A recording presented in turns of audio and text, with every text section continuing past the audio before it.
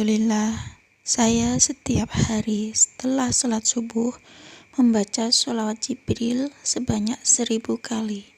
Dan setelah sholat isya, saya membaca sholawat Syajaratun Nuqut sebanyak 1000 kali. Alhamdulillah, berkat sholawat membuat hati saya semakin tenang dan rezeki saya lancar. Yang sebelumnya setiap habis gajian, uang saya habis begitu saja, tidak tahu uang itu habisnya kemana. Setelah saya rutin membaca sholawat, habis gajian sampai gajian lagi, uang tetap utuh. Alhamdulillah. Assalamualaikum warahmatullahi wabarakatuh. Halo teman-teman, jumpa lagi di channel YouTube Vina Sweet. Bagi teman-teman yang ingin berbagi pengalaman tentang kisah keajaiban sholawat, silahkan teman-teman kirim testimoninya ke nomor WA yang sudah tertera ini ya. Nah, di sini saya akan membagikan testimoni kisah keajaiban sholawat dari Ibu Wiradian. Assalamualaikum Dek Vina. Ini pengalaman saya. Dan waktu itu anak saya butuh banget pekerjaan.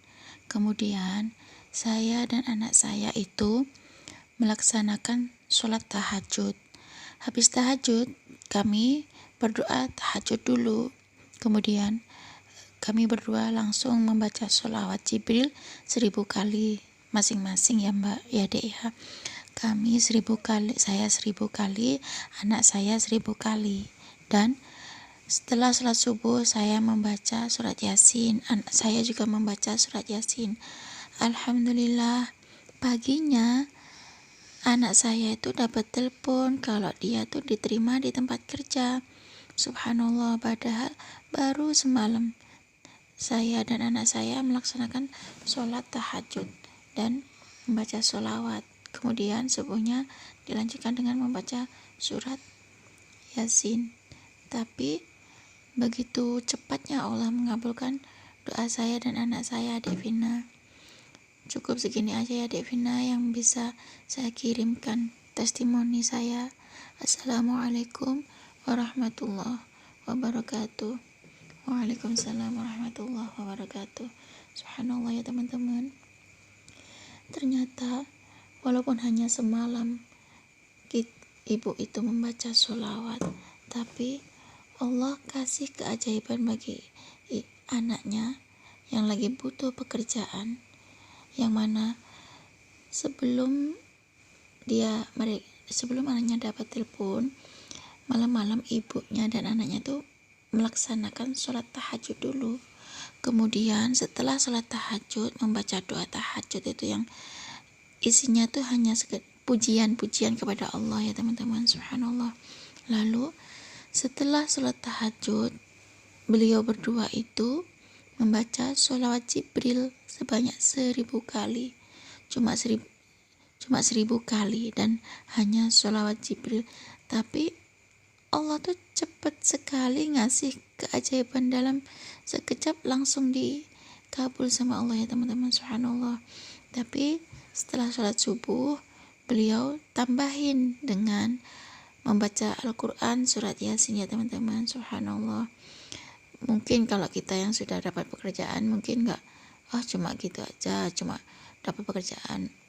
Tapi kalau kita posisikan kita di saat kita enggak ada kerjaan, kita butuh pekerjaan, kemudian kita melaksanakan sholat tahajud, berusaha membaca sholawat 1000 kali, berusaha membaca surat Yasin, tiba-tiba kita dapat telepon dan diterima kerja, itu suatu anugerah banget, suatu keajaiban banget ya teman-teman.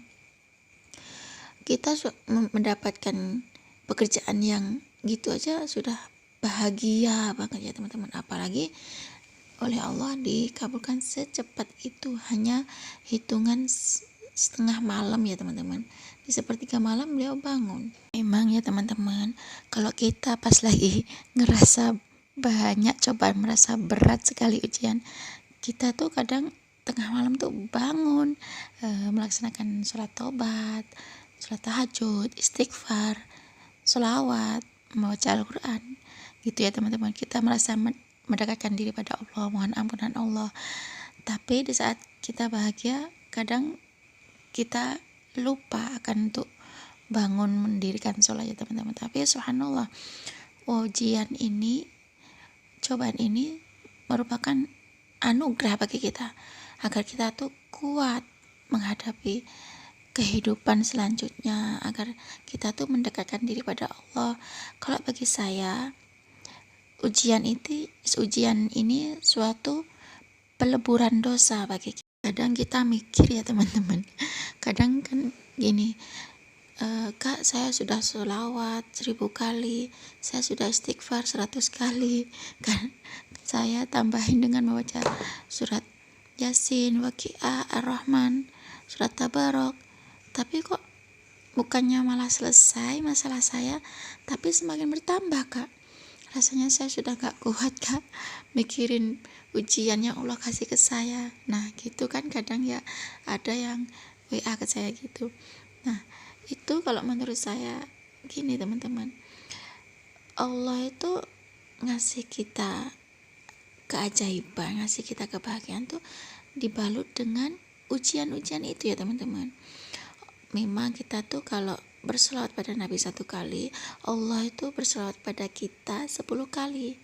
Rahmat Allah itu dicurahkan kepada kita 10 kali ya teman-teman. Nah, apa maksudnya rahmat Allah dikasih ke kita 10 kali? Nah, itu maksudnya gini. Kita membaca sholawat itu kan yang pertama memohon ampunan Allah terdahulu ya. Kita mohon ampunan atas kehilafan kita, dosa-dosa kita. Kadang kita gak sengaja, menurut kita benar tapi menurut Allah itu salah. Nah makanya Allah itu melebur dosa kita dengan ujian-ujian dulu, dengan loh kok bisa Kak? Iya, kadang kita tuh diuji dengan seberat-beratnya, tapi yang menurut Allah tuh menurut kemampuan kita, nggak melebihi kemampuan kita gitu ya teman-teman. Oh ternyata Allah itu mengampuni dosa-dosa hambanya dengan cara diuji. Iya memang benar, kadang kita semakin berselawat, semakin mendekatkan diri pada Allah, perbanyak istighfar, banyak beribadah, tapi Allah semakin uji kita, semakin datangkan ujian-ujian yang berat kepada kita. Tapi di balik ujian, di balik cobaan ada kebahagiaan. Di balik kesulitan ada 2 kebahagiaan. Itu sudah tertulis di dalam Al-Qur'an ya. Yang bunyinya begini. Bismillahirrahmanirrahim. Inna ma'al usri yusra. Dalam surat Al-Insyirah itu sampai diulang 2 kali ya teman-teman. Yang pertama itu fa inna ma'al usri yusra. Yang kedua inna ma'al usri yusra. Subhanallah. Satu kesulitan Allah kasih 2 kemudahan ya teman-teman. Nah cukup segini aja ya teman-teman yang bisa saya sharing. Semoga testimoni tadi bermanfaat dan menginspirasi kita semua ya.